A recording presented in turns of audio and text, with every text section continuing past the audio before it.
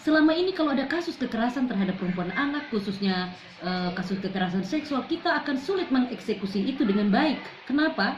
Karena aturan hukum kita tidak memberikan perlindungan yang maksimal, perlindungan yang baik kepada kasus-kasus yang dialami. Selamat sore Kakak Ansi. Selamat sore Kak. Ansi gimana kabarnya? Baik? Ya, kabar baik. Hari ini sibuk sekali pasti nih sampai sore ini. Ya, sebenarnya hari ini kita libur, tapi ada mitra yang melapor dan lain-lain dan kita tidak bisa menolak dan harus kantor untuk melayani mereka. Ansi, ngomong-ngomong soal kekerasan terhadap perempuan dan anak khususnya di Nusa Tenggara Timur, Kakak Ansi melihat ini bagaimana? Bicara soal kekerasan di Nusa Tenggara Timur bagi perempuan dan anak, yang perlu kita ketahui bersama bahwa memang kekerasan terhadap perempuan dan anak itu kita kenal ada kekerasan fisik, psikis, kekerasan seksual, tapi juga ada kekerasan ekonomi atau penelantaran ya. Dan saya kira sampai hari ini LBH API kurang lebih hampir 10 tahun ada di NTT. Kami sudah menangani kasus hampir mendekati angka 500 lebih kasus, dan dari angka 500-an kasus itu saya kira itu didominasi oleh kasus kekerasan yang dialami oleh perempuan dan anak. Dalam hal ini pertama KDRT, kekerasan dalam rumah tangga, dan yang kedua adalah khusus kekerasan seksual gitu. Jadi saya ingin menyampaikan bahwa di Nusa Tenggara Timur ini angka ini menjadi tinggi. Dan kita pernah tahun 2007 mengatakan NTT itu darurat kekerasan seksual, dan setelah itu baru muncul ada kasus Yuyun ya yang marak dan kasusnya menaikkan rating kekerasan seksual itu secara nasional, itu terpublis secara luas, dan di situ baru saya lihat ada desakan untuk melakukan perubahan atas produk hukum kita, undang-undang yang ada saat ini itu harus secepatnya dibenahi sehingga ada pembahasan terkait dengan RUU penghapusan kekerasan seksual. Kasus Yuyun mampu menjadi pelecut untuk kita lebih serius menangani kasus kekerasan seksual secara nasional, tapi berjalan dengan waktu itu juga hilang ya semangat untuk menyelesaikan itu bagi teman-teman di DPR. Itu tidak lagi menjadikan itu sebagai kasus yang memang benar-benar menjadi perhatian negara untuk menghentikan kekerasan.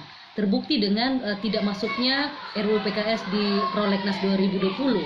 Karena itu saya berharap lewat kesempatan ini, saya kira marak dan tingginya kasus kekerasan seksual terutama di masa pandemi COVID ini juga menjadi salah satu dasar pijak atau alasan kenapa kita semua harus bergerak bersama dan terus membunyikan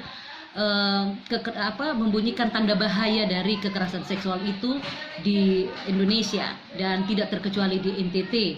Dan sangat miris ya saya setiap saat mendengar atau menerima kasus, menangani kasus tentang kekerasan ini, hati saya sangat tersayat karena saya pikir kita ini makin hari kok jadi seperti ini. Kakak Ansi melihat tantangannya sebenarnya di mana? Ya, saya mau sampaikan di sini bahwa memang ada tantangan dari situasi bangsa kita hari ini terkait dengan bagaimana keseriusan bangsa ini melihat kasus kekerasan yang terjadi untuk perempuan dan anak itu menjadi prioritas atau hal yang patut diberikan perhatian serius. Kenapa? Saya mau bilang, kalau perempuan Indonesia, dalam hari ini perempuan dan anak ya, anak Indonesia sejahtera, negara ini akan sejahtera. Kita tidak akan pernah keluar sebagai bangsa yang bermartabat dan sejahtera selama kita tidak memperhatikan kondisi dan keadaan perempuan. Di luar sana kita berjumpa dengan banyak kasus, dan kasus yang naik ini karena ada kerja keras dari semua pihak untuk terus memberikan edukasi kepada masyarakat untuk dapat melaporkan sehingga itu tercatat, terpublis. Tapi saya kira kita juga harus bisa mengikuti itu dengan kebijakan. Selama ini kalau ada kasus kekerasan terhadap perempuan anak, khususnya kasus kekerasan seksual, kita akan sulit mengeksekusi itu dengan baik. Kenapa? Karena aturan hukum kita tidak memberikan perlindungan yang maksimal, perlindungan yang baik kepada kasus-kasus yang dialami oleh perempuan ketika kita mengeksekusi itu.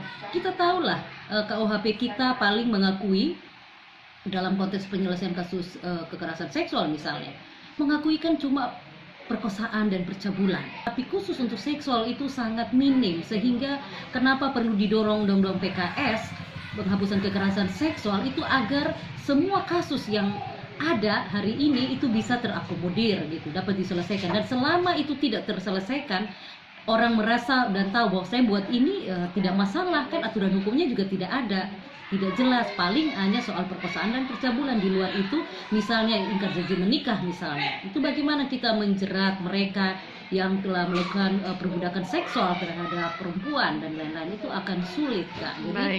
Jadi saya kira dalam konteks menangani perempuan dan anak termasuk teman disabilitas, kita juga butuh aturan hukum yang memadai seperti itu. Selama tidak memadai, kita akan kesulitan di sana.